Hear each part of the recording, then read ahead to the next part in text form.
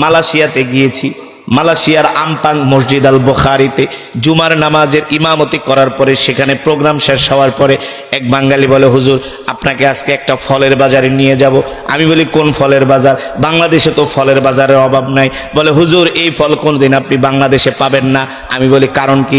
বাংলাদেশে পাওয়া যাবে না, এটা আবার কেমন ফল? বলে, হুজুর এই ফল বিমানের মধ্যে বহন করা নিষেধ। এই ফল বিমানে বহন করা নিষেধ। কি ফল? ফলের মার্কেটে নিয়ে গেলেন। মালয়েশিয়ার বাজারে একটা ফল পাওয়া যায় যার নাম হলো ডুরিয়ান। নাম কি? কাঁঠালের মতো বড় বড়, এমন চোক্কা চোক্কা খোঁচা খোঁচা কাটা থাকে কাঁঠালের মতো। এতটুকুন একটা ফলের দাম বাংলা টাকার 4000 টাকা। এত শক্তি, এত শক্তি। খাবার সাথে সাথে আপনার শরীর দিয়ে ঘাম চলে আসবে, শরীরে স্টামিনা বেড়ে যাবে, শক্তি বেড়ে যাবে। এমন শক্তি এই ফলটার মধ্যে, খাবার সাথে সাথে শরীর দিয়া ঘাম বের হবে। আর এই ফল থেকে এমন ঘ্রাণ, এখানে আপনি ফল খাচ্ছেন, কেউ যদি 20 হাত দূরে থাকে সেখান থেকেও ঘ্রাণ পাবে। যদি বিশ্বাস না করেন ইন্টারনেটে সার্চ দিয়ে দেখেন ডুরিয়ান ফল। এটা বাংলাদেশে আসে না, এটা বিমানে বহন করা নিষেধ। এত দামি আর এত মজা। পেতে পারেন অন্য অন্য দেশ থেকে হয়তো বা জাহাজে করে আসে, বিমানে বহন করা নিষেধ, কিন্তু অনেক দাম, অনেক এক্সপেন্সিভ, অনেক কস্টিং এই ফলটার দাম। আমার আপনাদেরকে বোঝানোর উদ্দেশ্য হলো, আল্লাহ তাআলা কোরআনুল কারীমের মধ্যে বলছেন, বান্দারে আমি আল্লাহ তোমাদেরকে অসংখ্য নিয়ামতের মধ্যে ডুবায়া রেখেছি। ঠিক কিনা বলেন? এই যে 20-30 হাত ফিট নারিকেল গাছের উপরে স্বচ্ছ ডাবের পানি, ঠিক কিনা বলেন? বাংলাদেশে যদি এখন নির্ভেজাল কোনো ফল থাকে, ডাবের পানিটাই আছে, হেটাও নাই, ওটাও সিরিজের ভিতর দেয়া ওষুধ ঢুকে আপনার খাওয়ায় অজ্ঞান করে ফেলাইবে। ডাবের পানির ভিতরে এখন এমন নেশা ঢুকায় দেব, আপনি খাওয়ার সাথে সাথে 20 সেকেন্ড আপনি একেবারে গাছের মতো ঢলে পড়বে। আল্লাহ তাআলা 20-30 হাত ফিট মাটি থেকে আসমানের উপরে আল্লাহ তাআলা নারকেল গাছের মধ্যে আমাদেরকে স্বচ্ছ পানির ব্যবস্থা করেছেন আমাদের জন্য। ঠিক কিনা বলেন? আল্লাহ তাআলা বলে, বান্দারে শুধু কি নারকেল গাছের মাথায় তোমাদের জন্য আমি স্বচ্ছ পানির ব্যবস্থা করছি, শুধু এখানেই শেষ না। এখন বর্তমানে তরমুজ পাওয়া যায়। একটা তরমুজ কাটেন, দেখেন ভিতরে কত সুন্দর লাল। কে এত সুন্দর করে রং মিশাই দিল, কে এত সুন্দর পরিমাণ মতো চিনি মিশাই দিল রে। আল্লাহু আকবার। কে দিল? কে এত সুন্দর তরমুজ মিষ্ট ফল আমাদের জন্য বানায় দিল? সুবহানাল্লাহ বলেন। কে দিয়েছে? এই ফল নিয়ে এখন জালিয়াতি করা হয়, ঠিক কিনা বলেন? যারা তরমুজ নিয়ে জালিয়াতি করে ওরা হলো ফেরাউনের বংশধর। কারণ মিস্টার ফেরাউন আগে কায়রোর বাজারে রমসিসে বসে বসে তরমুজ বেচত, তরমুজ বেচত, তরমুজ। সেখান থেকে আল্লাহ তাআলা ফেরাউনকে এমন ক্ষমতা দিলেন, 1 বছর 2 বছর না, 450 বছর ফেরাউন রাজত্ব করেছে। কত বছর? 450 বছর ফেরাউন রাজত্ব করেছে। আল্লাহ তাআলা ফেরাউনকে এত নিয়ামত দিয়েছিলেন, আল্লাহর নিয়ামত খেয়ে পড়ে, আল্লাহ তাআলার দেওয়া নিয়ামত খেয়ে ফেরাউন তার অর্থবিত্ত এমন ভাবে বেড়ে গেল। ফেরাউনকে আল্লাহ তাআলা এমন ক্ষমতা দিলেন, 450 বছর ফেরাউন রাজত্ব করেছে। ফেরাউন যে রাজপ্রাসাদে বসবাস করত, সেই রাজপ্রাসাদ আমি আমার নিজের চোখ দিয়ে দেখে আসছি।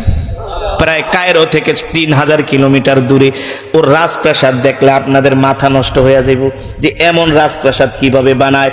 ওর যে আসবাবপত্রগুলো এত সুন্দর, এত সুন্দর কারুকার্য, শৈল্পিক নান্দনিক ভাবে এমন করে তার রাজপ্রাসাদের আসবাবপত্রগুলো বানানো হয়েছে, বর্তমানের ইঞ্জিনিয়ারদের দ্বারা কোনোদিনই সম্ভব না।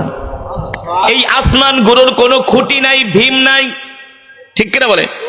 আজ পর্যন্ত কোনো বিজ্ঞানী বলতে পারবে না আল্লাহ তাআলার আসমান থেকে কোনো এক জায়গা দিয়া ভেঙে পড়েছে, কোনো এক জায়গায় দিয়া প্লাস্টার ছুটে গিয়েছে, বলতে পারবে? শুধু এখানেই শেষ না, আল্লাহ তাআলা বলেন, ফারজিল বাসর, তোমরা আমার আসমানের দিকে তাকায় দেখো, হাল তারা মিন ফুতুর, আমার আসমানের কোন জায়গা দিয়া তোমরা একটা ফুটা দেখতে পাবা না, আমার আসমানের কোন দিক দিয়া ভেঙে পড়বে না। আমার আসমান কোন দিক দিয়ে ধসে পড়বে না, খসে পড়বে না। তোমরা আমার আসমানের দিকে যতই তাকাবে তোমাদের নজর জমিনের দিকে চলে আসবে। আল্লাহু আকবার। কারণ এই আসমান দুনিয়ার কোন মানুষ সৃষ্টি করে নাই, আসমান সৃষ্টি করেছেন আল্লাহ। জোরে বলুন। এই যে আপনাদের পাশে বিশাল একটা নদী আছে, নাম কি? বলেশ্বর। কি নাম? যে বড় নদীটা, এই নদীর উপরে ব্রিজ হয়েছে না? আমিন দাব্বাতিন ফিল আরদি ইল্লা আলাল্লাহি রিজকুহা। আল্লাহ তাআলা বলে সারা পৃথিবীর মানুষের রিজিকের দায়িত্ব আমি আল্লাহ আমার নিজ হাতে গ্রহণ করেছি। এই যে কচা নদী থেকে, কীর্তনখোলা থেকে, পদ্মা থেকে, মেঘনা থেকে 20-30 কেজি ওজনের আইরি মাছ ধরে। এই মাছের খাবার কি আপনি দিছেন নাকি রাষ্ট্রপ্রধান, কোন চেয়ারম্যান মেম্বার? যদি কোন চেয়ারম্যান মেম্বার ওই মাছের খাবার দিয়া মাছ বড় করত, বলতো নদীতে নামলে কিন্তু ঠ্যাং ভাঙ্গা ফালাবো, চান্দা দিয়া নামতে হতো, ঠিক কিনা বলে? আল্লাহ তাআলা বলেন, নবী আমি আল্লাহ আমার বান্দার জন্য কত নিয়ামত সৃষ্টি করেছি, কত নিয়ামত সৃষ্টি করেছে। শুধু এখানেই শেষ না। আপনারা তো বাংলাদেশে থাকেন, আমরা সারা পৃথিবী ঘুরি। আমি যখন মিশরে পড়াশোনা করতাম, কায়রোর বাজারে ফল কিনতে যেতাম। কায়রোর বাজারে ফল কিনতে যেতাম। বাংলাদেশের 10টার সমান হলো মিশর আয়তনের দিক থেকে। এমন ধরনের ফল কায়রোর বাজারে পাওয়া যেত। টমেটো আছে না বাংলাদেশে, টমেটোর মতো একটা ফল কায়রোর বাজারে পাওয়া যেত। আমি জীবনের প্রথম ওই ফলের বাজারে যে মনে করছিলাম টমেটো, মনে করেছিলাম যে টমেটো, আমাকে 1 কেজি টমেটো দাও। আমি জিজ্ঞেস করলাম টমেটোর কেজি কত? মিস্ত্রি সে বোঝে না, বলে লাফাম, আমি বুঝি না টমেটো আবার কি, এটা তো টমেটো না। পিছন থেকে এক স্টুডেন্ট আমাকে বলতেছে এটা টমেটো না, এটা হলো মিশরের একটা ফল। সুবহানাল্লাহ। আমি বলি দেখতে তো টমেটোর মতো। বলে টমেটো না, টমেটো না, 1 কেজি কিনা বাসায় যাও, তারপরে খেয়ে দেখো। আল্লাহু আকবার। যখন 1 কেজি ফল মাত্র 6 পাউন্ড দিয়ে কিনে আনলাম, যখন বাসায় এনে একটা একটা করে ধুয়ে মুখে দিতেছি, এক টান দেই, এক টানের ভিতরে 1 ফল শেষ। এত সুস্বাদু, এত মজা, আর এত রসালো। الذي خلقك فسواك فعدلك في أي صورة ما شاء ركبك الله أكبر। আল্লাহ তাআলা বলেন, এ দুনিয়ার মানুষ, পৃথিবীর এমন কোন শক্তি তোমাদেরকে তোমাদের রবের কাছ থেকে দূরে সরায় রাখে? আল্লাযী খালাকাকা ফাসাওয়াকা ফাআদালাক। আল্লাহ তাআলা বলে আমি তো তোমাদেরকে সৃষ্টি করেছি, ঠিক কিনা বলেন? ফি আইয়ি সূরাতিন মা শাআ রাক্কাবাক। আমি আল্লাহ যেমন করে চেয়েছি তেমন করে তোমাদেরকে বানিয়েছি। সুবহানাল্লাহ বলেন। আল্লাহ তাআলা বলে, দুনিয়ার মানুষ আমার সাথে নাফরমানি করো না, আমার হুকুম তোমরা ছেড়ে দিও না, আমার বিধান ছেড়ে দিও না। আমার হুকুম মানো, আমার ইবাদত করো, আমার নির্দেশ মানো, নইলে তোমাদের উপায় নাই, নইলে তোমাদের উপায় নাই। তোমরা কি মনে করেছো আমি আল্লাহ কি তোমাদেরকে এমনি ছেড়ে দিব? আল্লাহ তাআলা বলে, ওয়া আন্নাকুম ইলাইনা লা তুরজাউন।